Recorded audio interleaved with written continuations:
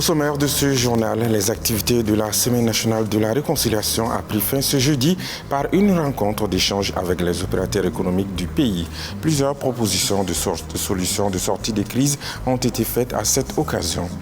La société Paris Mutuel Urbain du Mali, PMU Mali, a officiellement lancé ce jeudi une opération de don de sang jusqu'au 31 octobre 2023. Cette opération se déroulera dans toutes les agences du PMU Mali à travers le pays. Ce vendredi 22 septembre 2023, le Mali célèbre son 63e anniversaire de l'accession à l'indépendance. Quelques heures avant cette fête nationale, nous avons rencontré des Soudanais qui rappellent l'importance de cette fête. Voilà pour le sommaire. Bonsoir et bienvenue à tous dans cette session d'information sur la télé totalement vôtre. Après une semaine d'intenses activités, les rideaux sont tombés sur la deuxième édition de la Semaine nationale de la réconciliation ce jeudi. Pour cette dernière journée de Sénart, le ministère de la Réconciliation, de la Paix et de la Cohésion nationale, accompagné de son collègue du commerce de l'industrie, a échangé avec les opérateurs économiques sur leur rôle dans le renforcement de la résilience des populations. C'était dans la salle de conférence de la Chambre de commerce et d'industrie du Mali en présence des autorités. Gabriel Keita. Cette rencontre d'échange avec les opérateurs économiques, initiée par le ministère de la Réconciliation, de la Paix et de la Cohésion nationale, dans le cadre des activités de la deuxième édition de la Semaine nationale de la réconciliation, vise essentiellement à renforcer la paix et la cohésion sociale et l'entraide entre les populations. La Sénart a pour objectif de renforcer la paix, restaurer la cohésion sociale et le vivre ensemble entre toutes les filles et tous les fils du Mali. Le choix de cette thématique se justifie par le rôle important que jouent les opérateurs économiques dans l'amélioration des conditions de vie des populations qui, par ricochet, impactent de façon positive le climat social. Je pense que c'est en cela que la conférence qui nous réunit ce matin et qui porte sur la résilience, n'est-ce pas, des activités économiques, des opérateurs économiques en période de conflit est une problématique extrêmement importante. Comme dira l'autre, il n'y a pas de développement sans sécurité, mais il n'y a pas aussi de sécurité sans développement. Ce couple, il appartient donc à nous, membres du ministère de l'Industrie et du Commerce, en collaboration avec les opérateurs économiques, de jouer cette partition, de contribuer véritablement à l'émergence d'une économie résiliente. Après 7 jours d'activités de promotion de la paix et de réconciliation, le ministre de la Réconciliation, de la Paix et de la Cohésion nationale a profité de cette rencontre d'échange avec les opérateurs économiques pour féliciter l'ensemble de la population pour sa contribution à la réussite de cette semaine. Au terme de cette semaine et à l'occasion du 21 septembre, Journée internationale de la paix, je voudrais lancer un appel présent à tous les protagonistes des conflits latents ou déclarer, quelle qu'en soit la nature, à mettre le Mali, notre cher parti, au-dessus de tout. Qui travaille au quotidien au retour de la paix et faire du vivre ensemble une réalité. Quant à mon équipe et moi-même, nous ne ménagerons aucun effort à traduire en action concrète la vision du président de la transition et de tout le gouvernement, ainsi que du CNT, de réaliser la réconciliation des cœurs et des esprits de toutes les Maliennes et de tous les Maliens en vue de léguer aux futures générations un pays rayonnant. C'est sur cette note d'espoir que je déclare close la Semaine nationale de la réconciliation nationale de la session de 2023. Au terme de cette cérémonie, qui a regroupé plusieurs opérateurs économiques à travers la Chambre de commerce et d'industrie du Mali, plusieurs propositions de solutions de sortie de crise ont été faites, notamment dans le domaine de l'agriculture, l'élevage, le commerce et autres. Notre confrère Mohamed Ag Issa Feitan, responsable de la radio rurale de Ménaka et correspondant de Renouveau Télé à Ménaka, a été désigné l'homme de la paix pour la région de Ménaka à la clôture de la Semaine nationale pour la réconciliation. Pour cette désignation consacre tous les efforts de Mohamed Ag Issa Feitan pour la promotion de la paix et la réconciliation. Au cours de la cérémonie, le gouverneur de la région, le colonel Issa Timbine, a félicité notre confrère et l'a encouragé à œuvrer toujours pour la paix au Mali en général et dans la région de Ménaka en particulier. Le ministre de l'Économie et des Finances, à travers la société Paris Mutuel Urbain du Mali, PMU Mali, a procédé au lancement d'une opération de don de sang. Il s'agissait pour les organisateurs de participer à la collecte de sang au profit des malades dans les différentes structures de santé à travers le pays. La cérémonie de lancement a eu lieu ce jeudi 21 septembre 2023 à la direction générale du PMU Mali. Le point avec Awa Sanogo et Mantala Ouattara. Dans le cadre de la célébration de sa 29e année d'existence au Mali, le PMU Mali a mobilisé son personnel avec à sa tête le directeur général pour cette journée des dons de sang. On sait qu'un anniversaire, c'est une cérémonie festive, mais dans le contexte actuel du Mali, avec tout ce qui se passe au centre, au nord, et par rapport à notre position géopolitique aujourd'hui, nous nous sommes dit que nous allons placer cet anniversaire dans le cadre d'une plus grande solidarité, d'un plus grand soutien et d'un partage. Et nous nous sommes dit qu'il n'y a pas de meilleur partage que le sang. Pour le directeur général du PMU Mali, donner son sang pour sauver une vie est un geste significatif et utile au regard des besoins de sang dans notre pays. Il suffit juste de faire un tour aux urgences au niveau de Gabriel Touré. Il suffit de faire un tour aux urgences à l'hôpital du Point G ou à l'hôpital du Mali pour se rendre compte qu'il y a des malades qui sont là, qui sont couchés, qui attendent du sang. Et ça, c'est de façon quotidienne, de façon permanente dans ce pays. Mais souvent, nous n'avons pas l'occasion de passer prendre connaissance de ces besoins au niveau des hôpitaux. Le ministre de l'Économie et des Finances s'est réjoui de cette initiative de la Société du Paris Mutuel Urbain du Mali, PMU Mali, avant de les féliciter pour leurs efforts dans le développement de l'économie du Mali. Faire une cérémonie de don de sang est vraiment assez significatif et assez important. C'est tout simplement humain et particulièrement un symbole de solidarité envers toute la nation, ceux qui sont malades, qui ont besoin de sang et particulièrement notre armée, parce que tout le monde sait qu'aujourd'hui nous sommes sur le théâtre de beaucoup d'opérations militaires et que les gens ont besoin de sang. Donc c'est une façon également de contribuer à l'effort de guerre. En plus du district de Bamako, cette opération de don de sang continuera jusqu'au 31 octobre 2023 dans toutes les agences du PMU Mali à travers le pays. Tombouctou, attaque terroriste contre des cibles civiles plutôt. Selon nos confrères, selon nos informations, la ville de Tombouctou a été cet après-midi la cible d'une attaque terroriste à la roquette des sources concordantes. Il nous revient que 3 obus ont été lancés sur des civils ciblés, occasionnant des pertes en vie humaine. Selon nos sources, le premier explosif a été lancé contre la principale pharmacie de la ville. Un second est tombé devant l'hôpital régional et l'autre sur le petit marché M situé non loin de là. Le bilan de ces attaques fait état des morts et des blessés. Quelques instants après ces attaques, des appels de dons de sang ont été lancés par des bénévoles sur les réseaux sociaux. La bonne nouvelle est que l'armée aurait aussitôt réagi en quadrillant la ville pour lancer un ratissage systématique des lieux. Des hommes armés non identifiés ont fait irruption le mercredi 20 septembre 2023 dans le village de Leleoy Gourmand, cercle d'Ansango, rapportent nos confrères de Studio Tamani.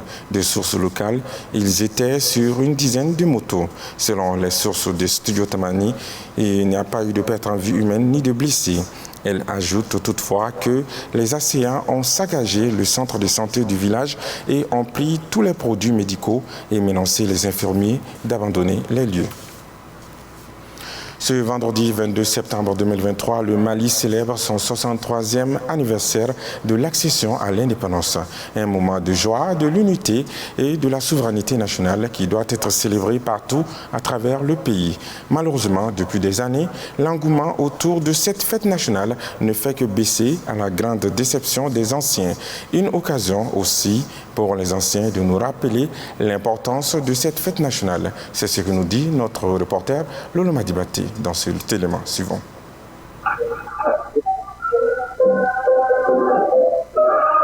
C'est dit 22 septembre 1960 à 12h25. L'indépendance de la République du Mali fut proclamée par le président Modibo Keïta. La révolution active. Un jour historique et mémorable pour les Maliennes et les Maliens, qui n'a plus le même engouement que les premières heures de l'indépendance. Au village, la plus grande fête dans le village d'avant, c'était la fête du 22 septembre. Et beaucoup d'événements se passent dans les chefs-lieux d'arrondissement. Tous les villages venaient et toutes les professions venaient, même à Bamako. Donc c'était une fête à l'époque populaire. Avec les événements, avec la suite, c'est devenu une fête où seul le défilé militaire intéresse les gens. Dans les villages comme autrefois, chaque village fêtait. On faisait des courses de d'ânes, des courses de chevaux après la retraite au flambeau. Et dans certains chefs-lieux d'arrondissement, c'est tous les villages qui venaient avec les instruments qu'ils possèdent. On passait toute la nuit à fêter le 22. C'est comme ça. Ça doit revenir. Ça doit être une fête appropriée par toute la population. Ce n'est pas seulement les militaires, mais tout le monde. Que chaque chef de famille, chaque jeune valable ait sur soi le drapeau le jour du 22.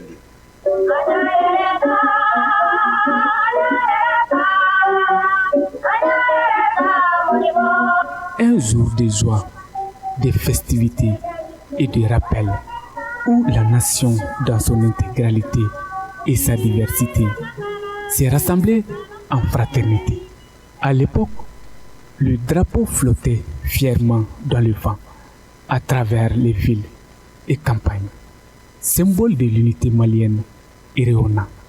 Le 22 septembre était immortalisé par des défilés colorés, des danses traditionnelles, des chants, des musiques et des jeux à travers les villes et campagnes. En un mot, les Maliens célébraient avec ferveur leur souveraineté, leur culture, leur histoire et leur bravoure durant cette journée spéciale. Après des siècles de colonisation, quand c'est venu l'heure de l'autodétermination, nous sommes autodéterminés pour avoir notre indépendance. C'est pourquoi, pour les Soudanais, la fête de l'indépendance, le 22 septembre, est une date importante dans la vie de la nation malienne. C'est l'affaire de tout le monde, militaire et civil. Donc, cette fête-là, ça montre la souveraineté retrouvée, la dignité du peuple malien, l'honneur du peuple malien. Tout le monde se sentait fier de participer à cette fête-là. Nous, de la 4e République, nous devons encore redonner vie à cette fête de l'indépendance. Le 22 septembre reste un jour de réflexion pour rappeler les valeurs de la nation, la solidarité, le respect, l'unité et des principes qui guident le Mali avec dignité. C'est aussi l'occasion de se retourner vers l'avenir, de consolider les acquis, de garantir un avenir meilleur à la nation. Tous les Africains sont fiers d'être Maliens aujourd'hui. Comme avant, comme sur la Première République. Comme sur la Première République, ça c'était un acquis inestimable que nous avions perdu. Donc les autorités sont en train de faire leur possible pour redorer le blason du Malien. Il y a des actes que le président va même faire. Il va poser les gerbes de fleurs. Il y aura la prise d'armes. En plus de cette prise d'armes-là, on doit faire la retraite au flambeau. Ça, c'est absolument intéressant. Parce qu'en ne faisant pas la retraite au flambeau, là, à la Kankishi, on va donner à nos ennemis qui vont avoir l'impression qu'on a peur. Vraiment, même si c'est sur une courte distance, en tout cas, mon vœu le plus ardent est qu'on fasse la retraite au flambeau. Ce 63e anniversaire de l'indépendance de notre pays sera célébré dans un contexte spécifique, marqué par des attaques terroristes. Le président de la transition a décidé de surseoir aux activités festives du 22 septembre de cette année et d'orienter les ressources financières prévues pour les activités de commémoration à l'assistance des victimes des actes terroristes et au soutien des populations endeuillées.